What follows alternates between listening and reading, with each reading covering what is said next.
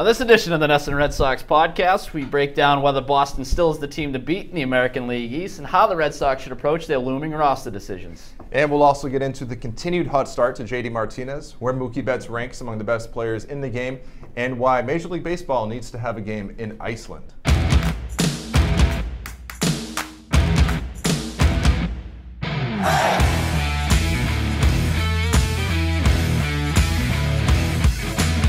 What's up, everybody? Welcome to another edition of the NESN Red Sox podcast. I'm Ricky Doyle, joined by Dakota Randall. Dakota, what's going on? Not much. How you doing? I'm doing excellent. It's been a couple weeks, actually, since we've done this.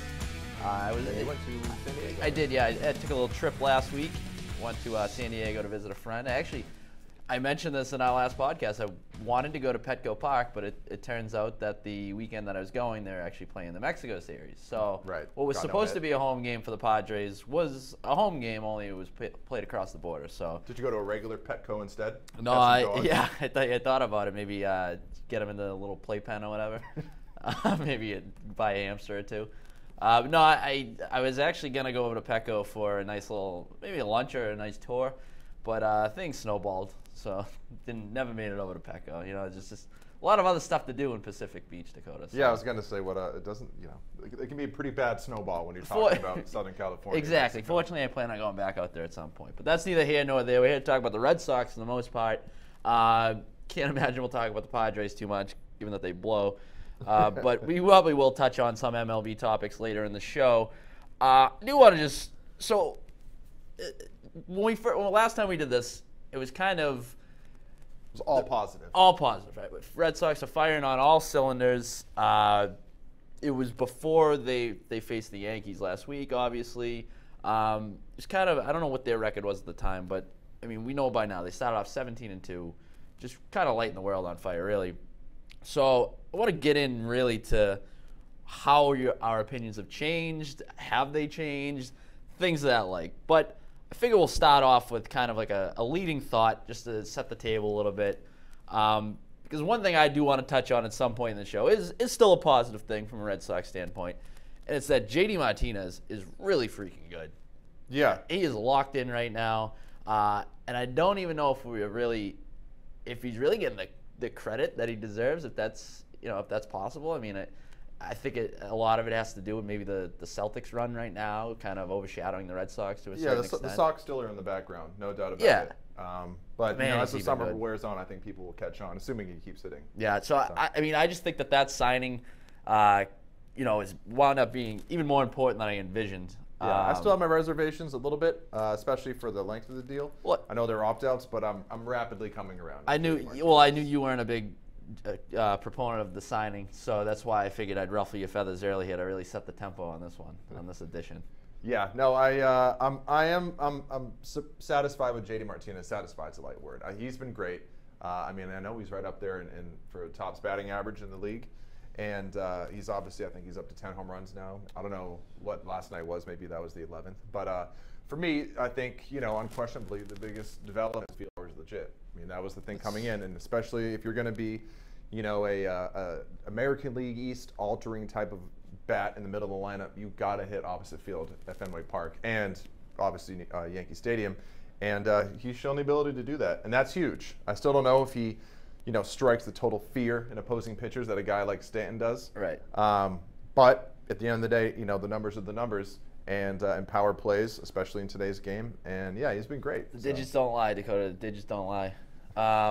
So, yeah, I feel like we'll touch on that a little bit, even more so when we start to talk about this. They're going to have some roster questions coming up. And I think it's all kind of a trickle-down effect as to, long-term what they're going to do with regards to the playing time in the outfield and things like that. But what is your kind of leading thought, if you will, for this week? Just for me, that you kind of went positive there. For me, I'm a little bit more of a negative Nancy.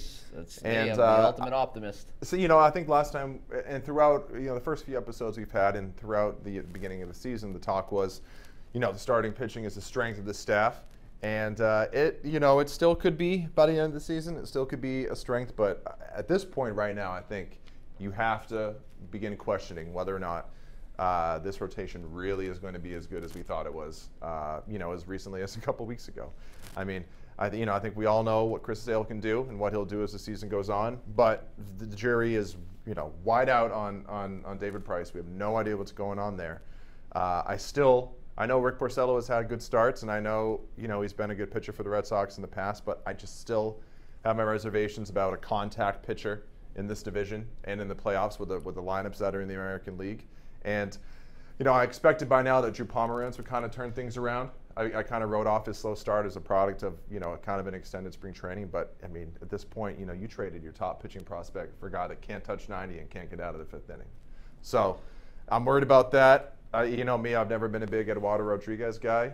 I was just, thinking that Sale and Price really would make up for a lot of this. And if Price can't really be a 1A, then I don't know about the rotation. It worries me. I still think regular season-wise it's good enough to make the playoffs, but a championship-level rotation, it's reverting back a little bit. When we talked a few weeks ago about we talked about what this team's identity was going to be moving forward. And one of the, possibilities that we kicked around was that this was a team that was going to rely a lot on its starting pitching. I mean, I think it was the one area you could point to where they had a distinct advantage as it relates to the division. I think that, I still feel better about the Red Sox rotation than I do about the Yankees rotation. I think I would go out on a limb and say that. But there are, as you mentioned, they've had some hiccups here over the last few weeks, and it's directly impacted their success. You mentioned the 17-2 start, 11-11 since. We're still talking about one of the elite teams in baseball, I think. We're still talking about a team that's going to contend all the way through, but it goes back to, they set the bar so high early that is your, are you having reservations, I guess, as to whether this team is going to win the AL East. The Yankees obviously have been just, scorching hot since the last time we talked. And I think the biggest thing about this, with the Red Sox winning the AL East, and that that's not a small thing. You really need to win the division because anything can happen in those wild card games. Obviously, that's the last thing you want. So, when you look at the rest of the American League, outside of Cleveland and Houston, I don't believe in the Angels. But we'll get to them later on. I think they're fun to watch, but I don't believe in them. But if you get outside of those four teams, the American League is trash. It's pretty bad. And I think the Sox and the Yanks are going to beat up on these teams all year long, especially the Yankees. And that's going to put the pressure on the Red Sox to really avoid any sort of extended lull. Right now, they're kind of in one. They're 11-11 since that 17-2 start. And, I don't think the American League is going to get any better. And the Red Sox are going to have to keep pace with the Yankees, which is why these head-to-head matchups are so important. Which is why there were things in that Yankee series that really bothered me from a Red Sox perspective. And, so their ability to win the division, I don't know. It's tough because the Yankees are going to crush the American League all year. Yeah, I don't know if I'd say the American League's trash. It's pretty bad. You've seen these teams this year. It's top-heavy, incredibly top-heavy. And I think you could – that even extends a little bit to the National League. That everything's kind of playing out the way you anticipated it playing out. I think Cleveland's better than their record indicates. But we've seen Toronto. We know they're not any good. I know they got off to a good start, but we've seen them. We know they're not good. The AL East stinks. The AL East stinks. It's a two-horse race. Minnesota, the number 2 team in the Central, is 17-20. Okay, so the Central's trash. And in the West, obviously Houston, and we brought up the Angels. Cleveland's right. Cleveland's great. There. That's why I said. But outside of them, the Central's trash. And in the West, it's Houston, and I just personally don't buy into the Angels. And we've seen Texas. We know they're not any good. I know Oakland. They're 20-11. 3 of those wins are against the Red Sox. But you look at that team; they're not doing anything this year. And the last time the Mariners have given us any reason to believe in them was 2001. So it doesn't help when goes down an injury as well. So. That, they're a team you're going to beat up on. So I just, even though if you look at it, they could end up being a wild card team. To go back though, to your point about the starting rotation. So those first 19 games, that 17-2 stretch that I mentioned, really was spearheaded by. It was really you were getting contributions from all over the roster, but I think you could point to that starting rotation as being really spearheading that that early success. You just look at it: 12-1, with a 2.17 ERA through those first 19 games. This is Red Sox starters. Right. Lowest starter ERA for the Red Sox through 19 games since 1920. So a historic pace right out of the gate. Ever since the last 22 games in which I mentioned that they were 11-11, the Red Sox starters are 6-5 with a 4.80 ERA. That's about as mediocre as it gets. Right, and yeah, exactly, and how much of that ERA is sale. Yeah, very true. And it's also we're starting to get into situations where the bullpen is being taxed a little bit more than you would certainly like. Right. And that was an issue last year. I mean, there's a couple of years that was a problem where starters weren't getting deep into games, and we're getting way too much Heath Embry. And that's because the starters aren't getting in games. When Heath Embry's coming on, there's always the one guy that you just feel like every time you look at the TV, he's pitching. Right, and you don't have to look at the score. You just look at cover the score with your hand. If you see Heath Embry in the game, there's a good chance that something went wrong. And he's been in too often lately. So is this a long-term concern for you throughout the season? Yeah. Absolutely, because again, what reason has David Price ever given us to believe that he's going to somehow turn things around and put together a very good season with the Red Sox? He hasn't had one, and his health it continues to be a concern. I'm not going to validate the whole Fortnite video game carpal tunnel story. I think I think any reservations I have about David Price's production this season or ability to be that number 2 or number 3 guy, depending on how you view him versus Rick Porcello, has nothing to do with any of the developments of the last few weeks, really. How so? I mean, I think my skepticism is geared more towards just what we've seen before this season and just right, but we're not really having a gauge on. But we're talking long term, and so all you have to do for forecasting is to look back. Yeah, I don't know. It's for me for Price. It's like I said, the Fortnite thing is it's a stupid story. We could go down that rabbit hole. I, for one, I'll just make it perfectly clear. I think it's completely overblown. I have my issues with the whole carpal tunnel thing and not making that start in New York, but I don't. I think the Fortnite story is a non-story. It's extremely annoying. But again, spoken like a true gamer. Well, and that annoys me too. People say, well, the only people that defend the carpal tunnel in video gamers are people that play video games. And it's like, yeah, but it also means I'm more educated on the topic to speak about it. I just think that guys across the league have, thousands of hobbies that entail a very similar hand movement or arm movement. Right. And I mean, it would be, I mentioned this to you the other day, like if this guy was on the computer for 3 hours a day learning like a foreign language on some computer app or something, like we'd be looking at it as admirable and certainly wouldn't point to it as the reason for carpal tunnel. But since it's Fortnite, since it's video games, since it's David Price, yeah, it gets heightened a little bit. Well, and it's just because Fortnite is so huge right now, just the fact that the word Fortnite is attached to it is making the story just blow out of proportion, because it's all professional, not all, but a majority of professional athletes play video games. It's huge among professional athletes, so it's a non-story. It's such a double-edged sword. Like with things like that, when a guy's going well and they're playing like these crazy video games or have this, hobby, and people point to look how much fun this guy is. Right. It's so fun off the field. Right. It's just like one of us. Well, and it's like what are you? Because I'm not a big gamer. Right. I found an unopened copy of Madden 05 in my room the other day. That's the last video game I ever played. Unopened. Is that Ray Lewis on the cover? Richard Sherman. Richard Sherman. Okay. Yeah. But anyways, yeah. So I mean, I just feel like you point to, things are going well. You point. We're seeing it with Hanley Ramirez right now too. Hanley's a fun guy. He's in the dugout with the catcher's gear on. Everybody, is falling in love with him because he's producing this year. Right. I mean, but that wears a little thin if he all of a sudden goes into an 0 for 30 slump and then he's in catcher's gear in the dugout. It's not as, you're not laughing quite as much. Right. And on the same token, if the David Price carpal tunnel story and him getting scratched from the New York start never happened, and that Fortnite story came out, how many people would be like, hey, at least these guys, they they play video games with each other, they seem like a more tight-knit group, you get that story. Whereas, instead we go this way. But anyway, I said I wouldn't validate that story. So let's try to not. Right. So talk no, about but to go back to my point of my issues with skepticism with regards to Price has to do with what we've seen on the field. On the field, right, while he's started, me too. while he is on the mound. Yeah. And there is, just because there's been still some volatility in his production. I mean, there's been some. Okay, a lot. Here's a little breaking news for the NESN Red Sox podcast. Oh wow, interesting. Mariners second baseman Robinson Cano to be suspended 80 games for PEDs. Wow. Okay. Wow. Well, That's a narrative changer for that career. yeah, that's interesting.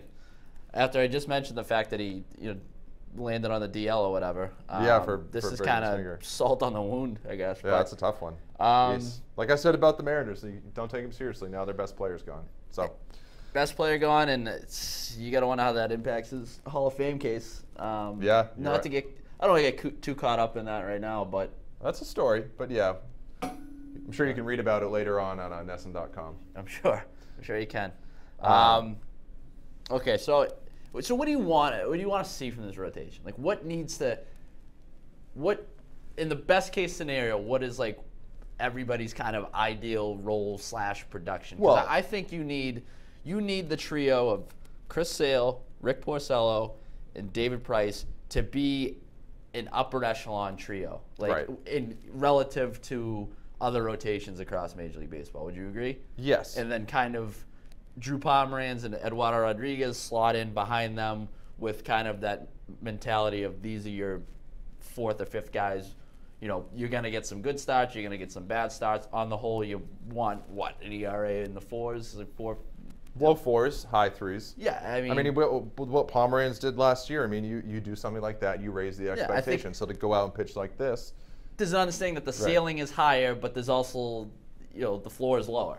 Right. So that But the thing what is, they give you is what they give you. Right, but the thing is, you said in the perfect scenario is we have this upper echelon trio of Sale, Price, and Porcello, but the reality is they've never had that, and there's no reason to believe that they're going to get that. I think we all kind of got, I don't want to say duped, but we all kind of fell in love with the start because all three were pitching so well.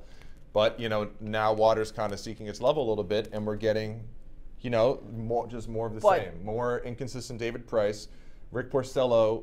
He'll have some great starts, but then he'll have times when he goes out, gives up a first inning run, gives up multiple home runs, pitches to contact too often, and then Chris Sale, obviously continues to be a horse. But, assuming that doesn't change. You've never seen it all together, but each guy has had his moments, more so Sale and Porcello with the Red Sox, I mean. Right. Although Price, I think, in his first season was better than he was given credit for. He was an above-average pitcher, but, I mean, he had a 4 ERA. He wasn't the $217 million pitcher, but I think that if you take away the contract, which I understand is kind of a stupid exercise, but just look at it on the whole, I don't think he was that bad. He was decent. I think that I don't think it was unreasonable to hope, I guess, from a Red Sox standpoint, that those three guys could all pitch up to their capabilities at the same time. Yeah, I mean, if everybody's healthy, why can't they? Right. Well, and that just goes back to what I said, where we've seen most of them healthy for the well. I mean, I guess tough to say because Price has been hurt and Rodriguez can't really stay out there, and Pomeranz too. But when healthy, I mean, outside of Sale, the rest of the rotation all has had huge issues with inconsistency. So it's just so difficult to forecast, the rotation from a positive perspective because they haven't given us much to go on. We know what Sale will do, but everyone else has been so inconsistent in their Red Sox careers that it makes it. I look at them and I think there's enough there to be a good regular season rotation. They should make the playoffs, but when you get in the playoffs, I mean, what do you?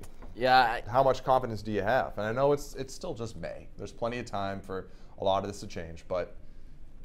Also look at the most recent playoff performances of all these guys, and none of them have delivered. So it just has to make you a little concerned. I trust that Rick Porcello is more towards the guy that didn't allow more than 3 runs in any of his first 7 starts than he is the guy that's given up 5 runs in each of his last 2 starts. Right. At worst, I think he's somewhere in the middle. Probably. My bigger issue with regards to the team as a whole, and if you want to home in on it, the pitching as a whole, is the bullpen.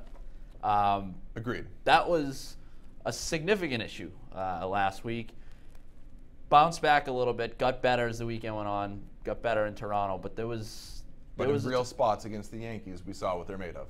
Big spots. That's when you figure out what you have. You don't figure it out in Toronto. And that was exactly what we had said, we wanted to see from this team, or if what the overriding concern was that, it was easy over the first few weeks of the season to beat up on these crap teams, roll out these, very straightforward starting lineups. You get your starter going 6 innings, and then, have just a very easy road to Craig Kimbrell, and then that was kind of it. I mean, it was just very formulaic, and it was very easy. And I wanted to see how this team would react in a big spot, and it doesn't get, doesn't get any bigger than in the Bronx. I mean, I don't know about you, but I was all about that series. It was fun. That was awesome. Yeah. That was. Yeah. I know that it's kind of cliche to say, like October baseball, but it really, but it was though. I mean, there was a distinct difference in the feel to that. Yeah. And the thing for me with that series is, I know people, kind of got down on the Sox for losing 2 out of 3,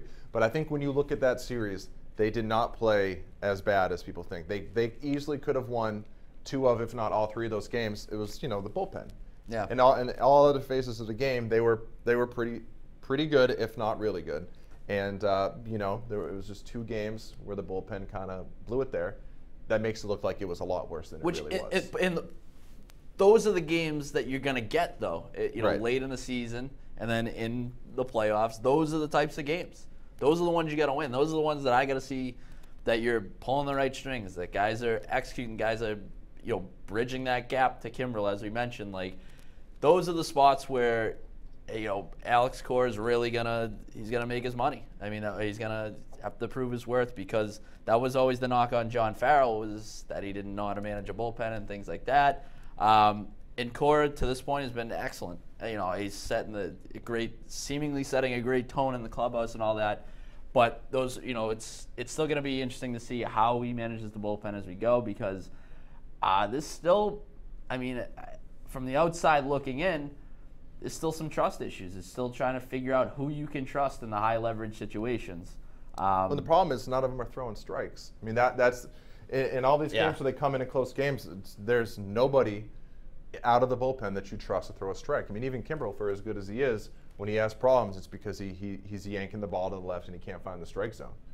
And as a whole, the pitching staff, way too many leadoff walks. That inning and 2-out walks. Going back to that Yankee series, when Heath Embry came in and just couldn't put the ball on the plate, and then it put Joe Kelly into that situation where had to face Aaron Judge. Judge obviously with the big hit. That was that's a nightmare scenario for the playoffs. When you've had just this vision of that happening in October, of you calling upon the first guy out of the pen or somebody in the 7th or 8th inning, and just completely breaking down, just not being able to find the strike zone. And again, like I said, I think there were a lot of positives to take out of that series, even though you lost 2 out of 3. There's still individual things you look at and identify and say, this could be a problem. I mean, Rick Porcello gave up 5 runs. I know people have said, well, he was out of his routine because he had to fill in for Price, this and that. But, like I've been saying, a guy that largely pitches to contact against a lineup like that really scares me. And, he went out and gave up 5 runs. And, was there anything you could see coming more than Drew Pomeranz giving up 2 home runs to Giancarlo Stanton? I mean, that felt like, Although I didn't have a huge issue with that outing. No, he did fine, but again, once he got past the manicure on the mound, right, that with whatever his fingernail issue was. Overall, I thought he pitched that pretty was well. Good. Yeah, I thought Pomeranz showed me a little something. I don't want to say you're warrior gutting through a fingernail, but because I thought it would have been easy for him to bow out there and come out. I think a lot of people assume that he's right. coming out. The broadcasters even said it. They thought he was going to come out. Yeah, it certainly seemed that way. But still, I mean, you saw what a guy that can't touch 90. That still is an issue against the Yankees lineup. Stan's going to eat you alive, and then the bullpen couldn't throw strikes in big spots. And all 3 of those are big concerns. What is your looking at the bullpen as it stands right now? What are kind of your trust power rankings, so to speak? Leading up to Kimbrel, because my thing with these guys is, like, when we said this at the beginning of the year, that they had the potential to be a strong unit, but everybody felt kind of interchangeable, you know what I mean? Like, everybody sort of had the same like strengths, and the issue, if there were going to be any, was probably the ability to throw strikes. So it just seemed like there was kind of like just a collection of guys who could be good, but you just kind of had to see how things played out and kind of sift through it at some point and hope a guy emerges as like that 8th inning option. Right. For me, I'd say obviously Kimbrel is your most trusted. I mean, I would say David Price is your number 2, because part of me believes when the playoffs roll around, he's going to be back out there. But as the bullpen currently stands, I'd say Kimbrel, Joe Kelly, Carson Smith, Matt Barnes, Heath Hembree. I think that's probably the order I would go with. Smith and Barnes were kind of. I just think Smith has better stuff. Yeah, and I've seen a little. He's pitched well lately, right? And I think his ceiling is higher than Barnes's. I mean, without a doubt. Yeah, I mean, dating back to his Seattle days, he was filthy. He was filthy in Seattle. Obviously, the big X factor here, and what really is gonna. I don't want to use the word sneaky, but something that's coming around that could change a lot of things is the Tyler Thornburg impending addition. And because if he comes back and he ends up being lights out in a perfect world, great. Maybe you don't have to go out and be as aggressive at the trade deadline. However, if the opposite happens, you got to fill that hole fast. You can't. I don't think you can wait till late July to fill that hole. You can't go through all of June and all of July without anybody to trust in the 7th and 8th innings. So that is a huge thing to come in, because if he comes out and it's clear that he's gonna maybe need another season to get back to where he was, you're in trouble. And then you wonder, who do you trade? They don't have many pieces to trade. Blake Swihart seems to be the one a lot of people talk about, but if they could be in a tough spot here pretty soon. They need that guy to come up and pitch well. That's one thing that nobody has really talked about.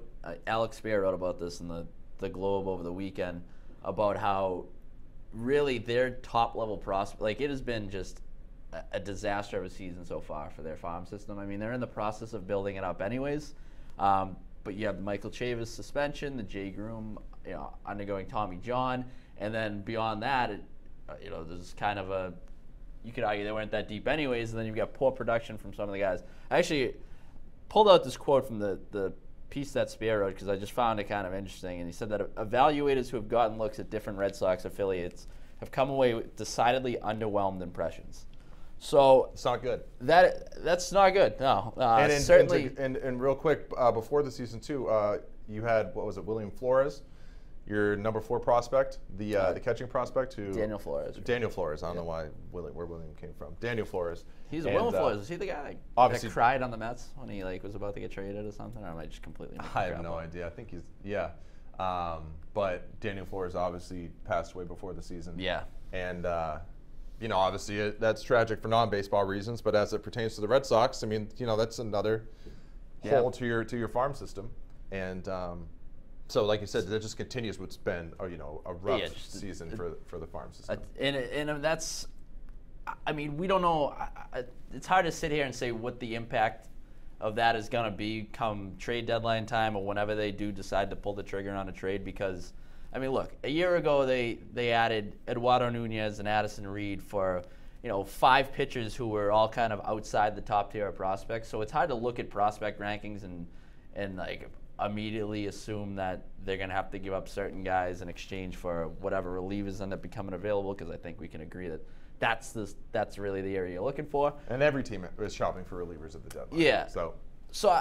But it's certainly not an enviable. It's not an enviable spot to be in. I mean, you would obviously prefer if the guys that you are shopping from a minor league standpoint are providing some production, because especially when you look across the way and you see how stacked the Yankees farm system is. Right. I mean, if you're neck and neck with them and you're plunging into the same trade market, you're at a distinct disadvantage based on what's gone on to this point. Right, and from another angle too, you might be in a position where you need to think about trading Blake Swihart for a reliever, or maybe even Jackie Bradley. And that would be a tough pill to swallow. Not only because with a guy like Swihart, you'd love to see what he could do on the Red Sox, but it's also you would have missed the boat on a day when you could have gotten a lot for those guys. Yeah. It came all the way to this point, and now you're trading for relievers. And that's tough. Well, either way, they're gonna have to. They got some decisions coming up with this roster. Right. I mean and that's another. Road's big about thing to on meet the rubber here. Like they gotta. It's and fast. It's it's crabbing it off the pot here. with regards to certain. Yeah, I mean, for really the first glimpse of it was Stephen Wright coming back, and Hector Velasquez, who's been really good this year. Right. Very underrated how important he's been. Placed on the 10-day DL. How serious? Whatever. Yeah, low Whatever. back strain is what they're calling it. Yeah. I don't know I don't know about that issue. Whatever. Yeah, we don't want to call He's it on the phantom DL. DL spin, Although, but who knows? Although it is kind of interesting that he went through a stretch where he didn't pitch a lot, and I think they were saving that more so in case something happened with Price and his outing that they could turn to him and get some innings out of him. But Right. I thought it was pretty interesting that they stayed away from him for a little bit. But either way, he's going to get back at some point. Dustin Pedroia on his way back. I don't know the exact date. I know he mentioned a couple weeks ago that he was targeting May 25th. But either way, all signs have been positive with regards to his rehab. And like we said earlier, Tyler Thornburg's on the way back. So really, they got some decisions to make. But the thing is, Who goes? Well, and so Stephen Wright is on the active roster now, and Hector Velasquez is on the DL. But when that changes, because Hector Velasquez will get activated from the 10-day DL, we assume, and he'll come back. I mean, you have to assume maybe you're looking at the final days of Brian Johnson in a Red Sox uniform. Think so. You'd have to think so. I mean, he got into a game last night. Maybe he's going to get a couple more chances here throughout the week to see if he can be something. They have Bobby Pointer down in Pawtucket to be the lefty if they want to do that later in the season. But yeah, I mean, with Stephen Wright and Hector Velasquez about to be on the roster at the same time, the odd man out probably is going to be Brian Johnson. Again, that's you another never want to referendum lose on your farm system. You never want to lose the depth. Obviously, a guy that you can plug into your rotation to fill a hole. But again, the ability. Right. Velasquez and Wright serve that same purpose, really. But again, it's another hit to the Red Sox inability in recent years to develop young pitching. This was a guy who at one time was probably your number 2 pitching prospect, and you might be looking at him getting DFA'd here in a couple weeks. So that's bad. And then, as you said, with Pedroia seemingly coming back soon, there's going to have to be another odd man out because assuming, I don't think he'll go into everyday duty at second. He'll platoon with Eduardo Nunez. But regardless, someone's going to have to go from the roster. Suelin's already down in Pawtucket.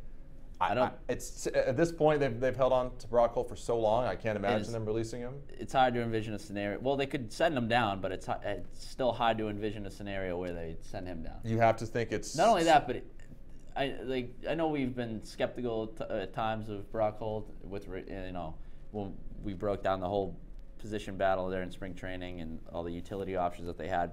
But he's played pretty well. Right. He's been well. He's played well this year. Right. But again, he's expendable. You don't need Brock Holt on your team. Okay. I mean, he's fine, and I like Brock Holt. But I mean, if it were me and I had to choose, I mean, I don't know. I just wonder. We've seen the best of Brock Holt, but really, the biggest question of all those is the Swihart one. Well, it's going to come down to Swihart or Bradley. At the end of the day, that decision is going to come down to: do you continue for the time being, roll with Bradley, and then maybe they already have a trade working with Swihart for something out there. I don't know. Or do you go the other way and what would be, I think, a surprise to many, and move on from Bradley, put Swihart maybe in left field a little more often. But again, he's still behind J.D. Martinez for a bat, or Mitch Moreland for a bat. So when Mitch Moreland's in, Hanley's your DH and Martinez is in left. So he still has a tough road ahead to get at bats. But essentially, the decision's going to come down to those two. I think it's fair to say. I mean, and so someone's got to go. And I think it's interesting to say that it comes down to Jackie Brad. I mean, the fact that he's the one that you kind of point to as being the odd man out. Well, yeah, you need the guys to hit the ball. And the fact of the matter is, the guy. And again, I was reading somewhere and I heard on the radio someone talk about it, where if you take out when Bradley, because Bradley I think is a 229, 239 hitter or something. If you take out the 30-game hitting streak that month from whatever season it was, and then I think it was last year he had another month where he kind of went nuts. But if you take out those two, he's a career 219 hitter. Okay. So I'm just saying, yeah, I mean, I'm can sure we you expect could do it that. to ever get any better? I do 28. think you could probably do that for a lot of guys. No, I don't take think out you their can. 30-game stretch. I mean, Well, it's but pretty sizable No, if you look at sample size. I don't think you can do that with every guy. If you take out 2 months where Jackie Bradley tore the cover off the ball, the rest of his career he's a 219 hitter. Yeah. You take out. I mean, it's not like this guy's been in the bigs for 15 years, though. Right, but I mean, there's a decent enough sample size now. Listen, that's every month except I agree 2 with in you your that career. there's- You're a 219 hitter. Fair. But if it is, in fact, if it comes down to a situation where you're choosing, if it was a toss-up between Swihart and Bradley, Swihart's the guy to go. 100%. Because and I say this as somebody who's a big Blake Swihart supporter. I mean, I want to see. Yeah, I want to see him play. I just want to see what he can do. But it's pretty clear that, one, he doesn't have a role in this team, and two, I'm not sure how much urgency there is to create a role for him. I mean, I thought it was somewhat encouraging that I don't know who had it over the weekend, but that Jason Varitek was working with him. Pete Abraham.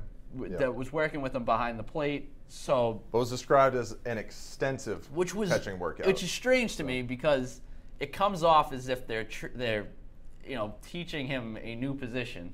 There's that. Like it just is a weird feel to it. I mean, let's not act like this guy hasn't caught before, which is why this guy has the ability to catch. Right. Why are you not using that in an age where you're trying to, optimize your roster with versatile players and the ability to mix and match and do all these different things? You have a guy who can not only catch, but he can play left field. And, I mean, he's worked out at least at second base and third base. I don't know how comfortable you'd be throwing him into a game situation, but I can also play first base. So I just think that they're kind of pigeonholing him to like this DH, weird pseudo They're DH. not even putting him in a spot to succeed. Yeah. I mean, sticking him in as a DH. It's a little frustrating. And he's worse from the right side than he is at the left. So the opportunity you give him is against one of the best pitchers in the American League, who is not simply just a lefty that dominates left-handed hitters. He can pitch to both sides just fine.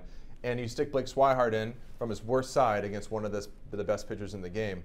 I mean, you're not putting him in the best position to succeed. And it's all at a time when you're getting virtually zero offensive production from your two other catchers. Right, and so that's why you say, it's like they're teaching him a new position, and it definitely felt like that a little bit.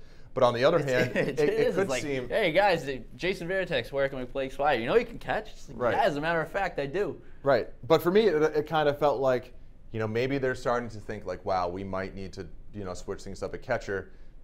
Let's put Blake back there. Let's really, run him through the rigors and see, if it is as bad as we think, let's maybe accelerate him a little bit and just put him back there and really, really see what he can do. Yeah. Just watch him for an entire afternoon through these workouts and see if you come away feeling any better about it. I don't know. Well, and the whole thing before was, I mean, when you start the season so hot, everything's rolling.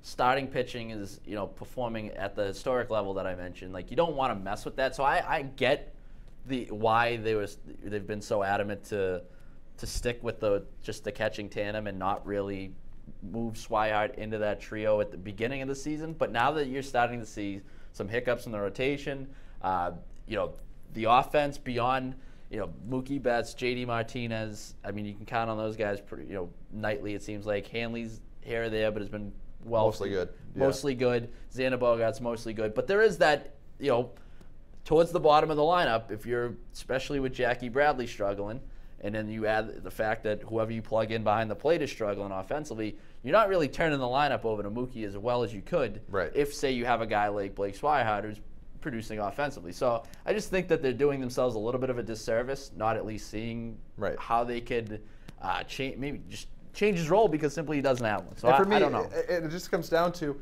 I mean, again, I'm not a talent evaluator. Neither of us are. But I watched Blake Swihart a lot during his rookie year, and nothing ever stood out to me that made me think, oh, this guy can't catch in the big leagues. Yeah, you're right. And he hit really well. And again, people forget, he was brought up a year ahead of what people thought where he was supposed to because of the Christian Vasquez Tommy John surgery. And so he was brought up ahead of schedule.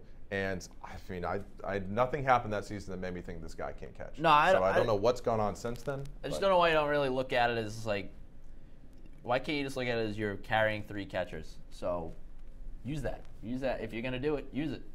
You know what I mean? Like Right. I don't know. That would be weird. I don't know if any team's ever carried 3 catchers. I mean, that's essentially what they're kind of doing, but not utilizing his ability to catch. So it's strange. It is strange. I don't know. Again, I think one salvation is, I think within the next few weeks we're going to get a resolution to all this one way or the other. Yeah. Because we're going to find out what, because they're talking about it behind closed doors. They're thinking of this too, and they're trying to figure it out. They have to be. I mean, right. So we'll get an answer soon, but it's just in the meantime, it's a frustrating mystery. Yep. So not to not sit here and the stretch since the huge hot streak at the beginning of the year is 500 baseball. So it's not like this team is all of a sudden slipped into the gutter. I think that's right, but it's Boston. You have certain expectations. So right. I mentioned at the top, my leading thought was JD Martinez, how good he's been. Now, how surprised are you as somebody who was?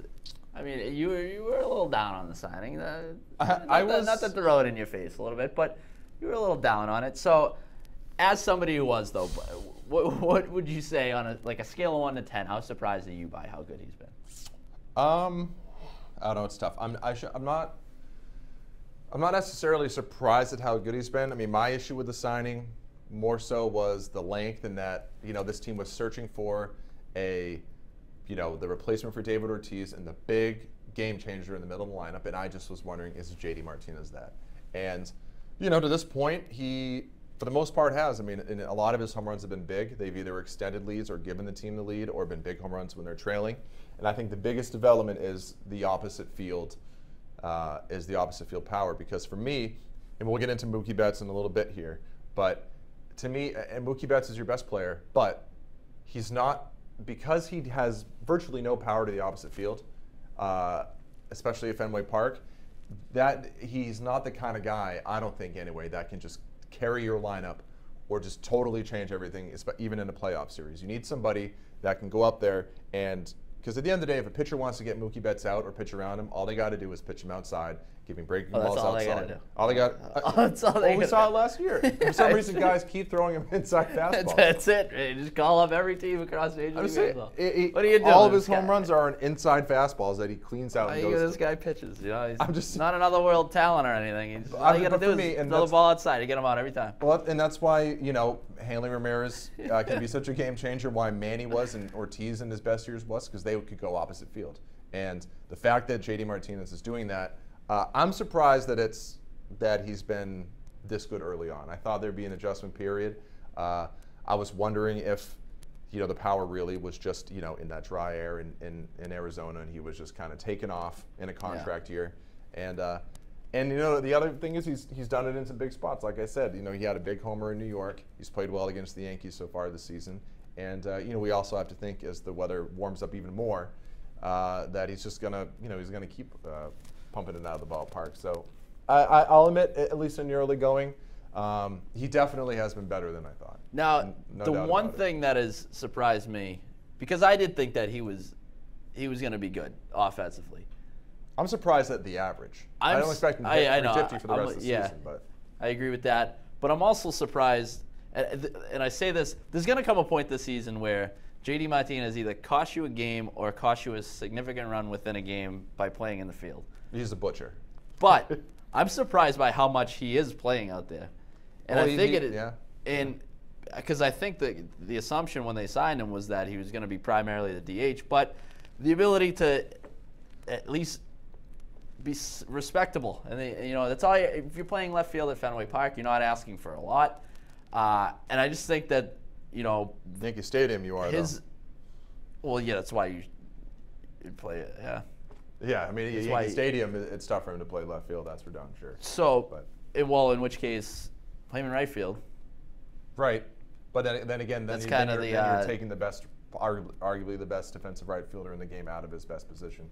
So you're putting him into it's something I would consider putting him in the left field where it's clearly more difficult to play than right field. That's true. And No, it's not entirely unprecedented. I mean, they did that in 13 with, I think it was Victorino, maybe.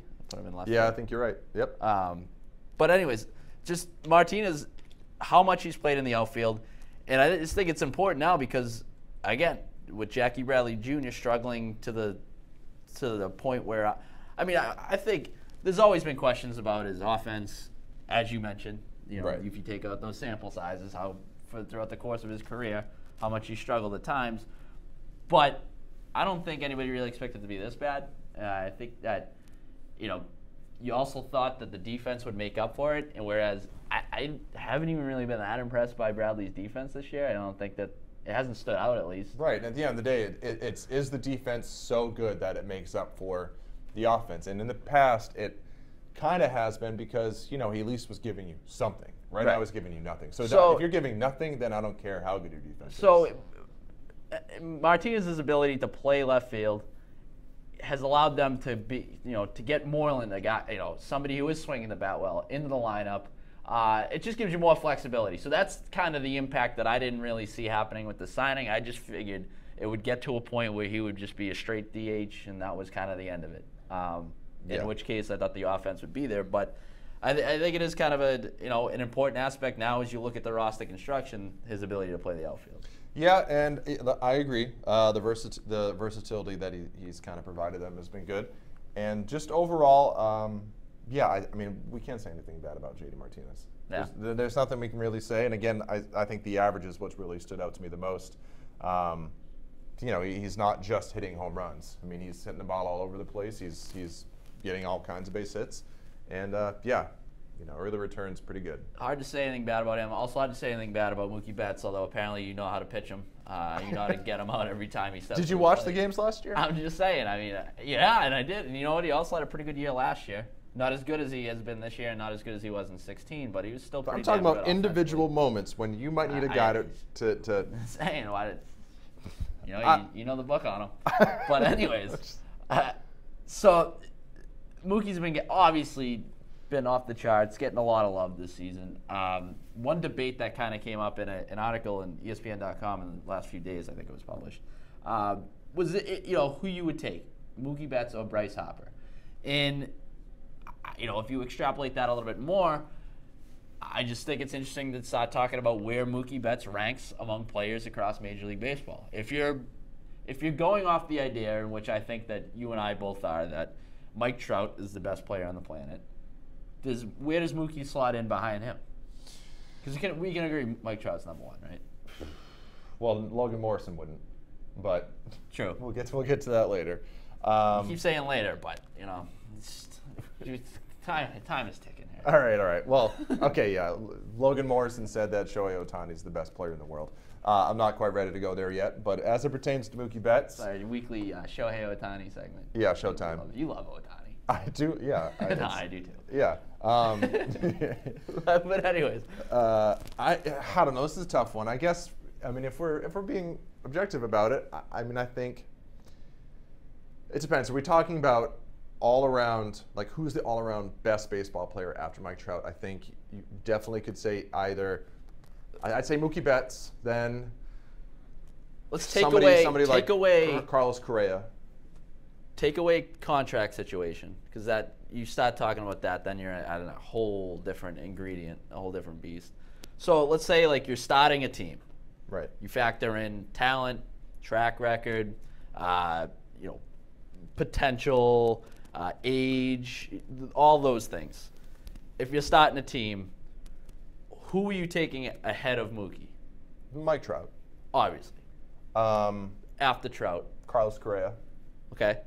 Because I just think shortstop is a bigger need than right field.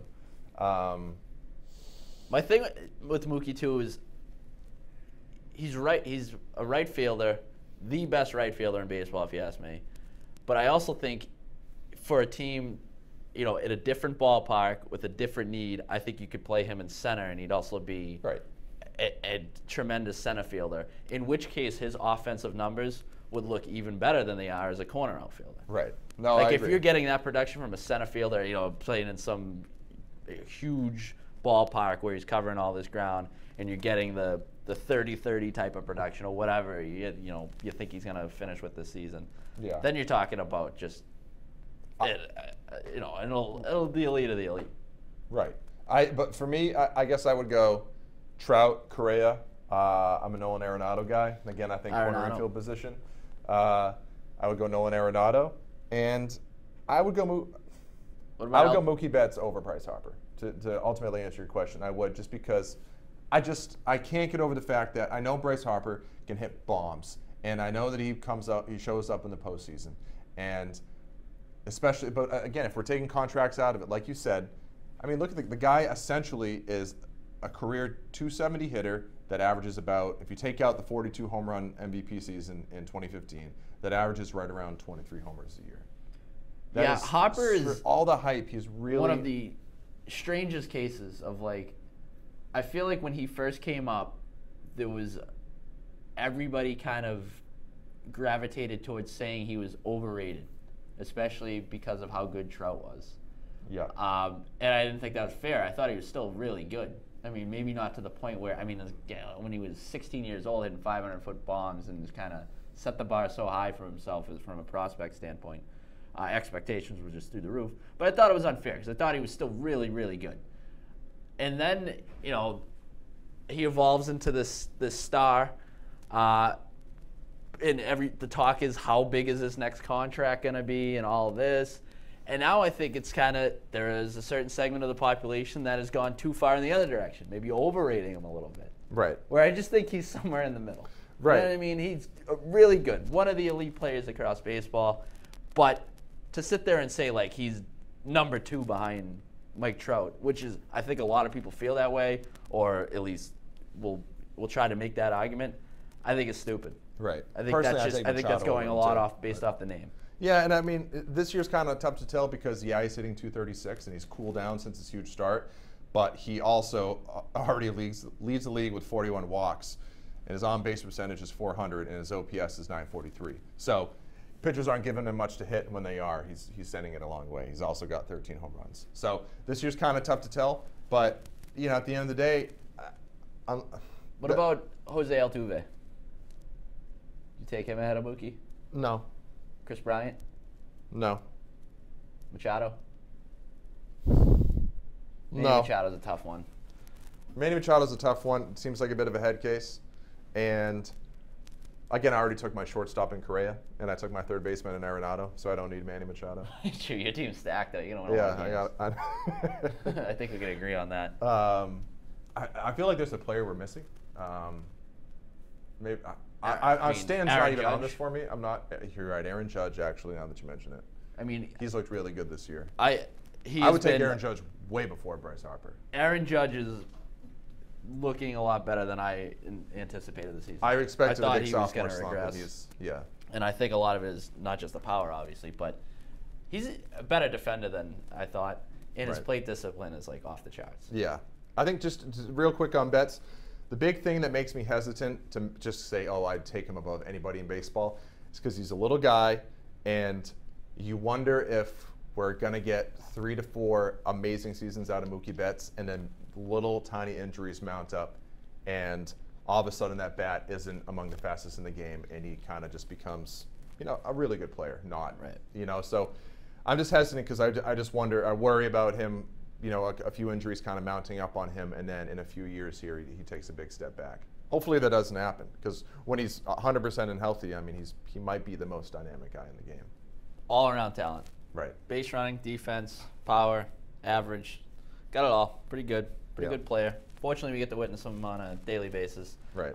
Would like to witness Mike Trout more often, and which brought us to an interesting question, which I think we should probably wrap things up with. And you had alluded to this earlier. I said the other day, just shooting the breeze, if you could pick one team to watch for the rest of the season, on a consistent basis, outside of the Red Sox, you're watching every game, following them as close as we do the Red Sox, which team across Major League Baseball would it be? I said the Angels. The Angels, the team you're not buying into, but you want to watch their collapse. Right. I want to watch the fall. Two reasons. One, because, I mean, if Mike Trout really is like a Willie Mays type of, generational all-time talent. For most people here on the East Coast, we buy into that, but it's really just because of the numbers. And we see him at the All-Star game and stuff, and we see him every now and then. But I think it would be really fascinating to watch this guy on a day-to-day basis as closely as you watch your own Red Sox players. And to look at him, because I have to believe if you did, you'd probably walk away thinking the same thing all these experts do, which is, wow, this guy really is on a completely different level. Because, we see him so rarely that it's tough to really appreciate all that he can do. And for the other reason I'd watch the Angels is because the Ohtani thing fascinates me. I'd like to watch that over the course of a year and just see what goes on. Because it's so weird, and it's such a wild card, it'd just be fun to follow. I mean, I think we've mentioned it during every one of our podcasts, but it is just truly fascinating. What about you? Which team would you? See, I'll tell you what, I'm leaning towards the Atlanta Braves. Okay. I'm not sure. Do not mention Dansby Swanson. I've had No, enough. Okay. no, not at all. All right. I think you got enough outside of him that I just think they're just fascinating young talent. The fact that they're actually pretty good this year is happening earlier than really expected. To 25-15 as it stands.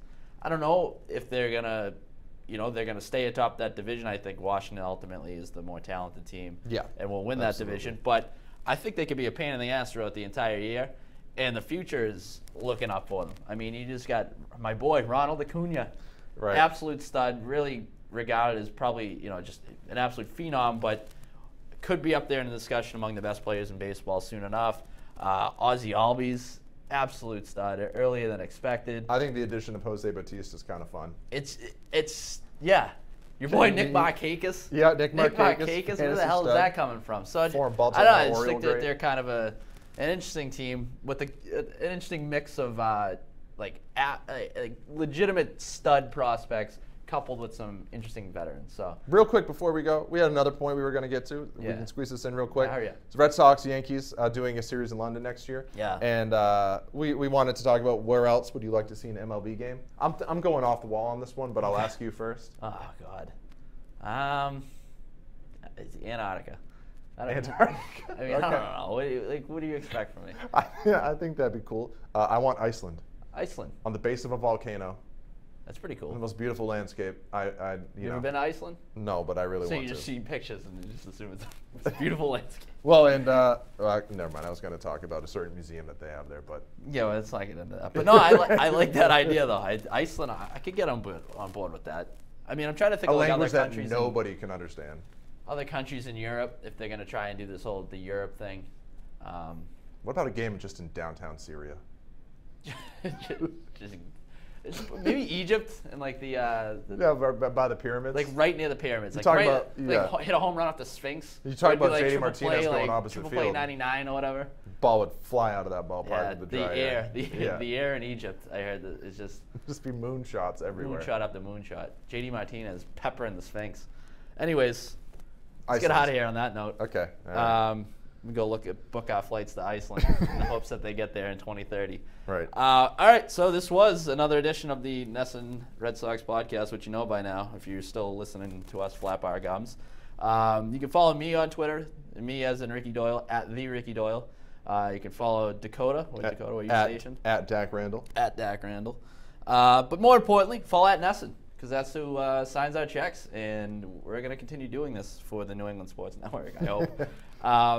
And we'll be on top of everything that we mentioned, hopefully, to the best of our ability. It's been fun. It's been fun. We'll do it again next week or the week after. Probably next week, though. I got another little trip coming up, though. So where are you going? Yeah, I'm going to South Carolina for a bachelor party. But then I'm back on the grid and I'm staying. It's kind of uninteresting, but I know it is weird. I don't even it's a very random trip, but it should be fun. I'm going to make sure it's fun. All right, so now we'll sign off on that. Hopefully I survive. Dakota, I'll see you next week. All right. See you then. Let's go have some fun doing other stuff. All right? All right. Rest in peace, Robinson Cano. See you, everyone.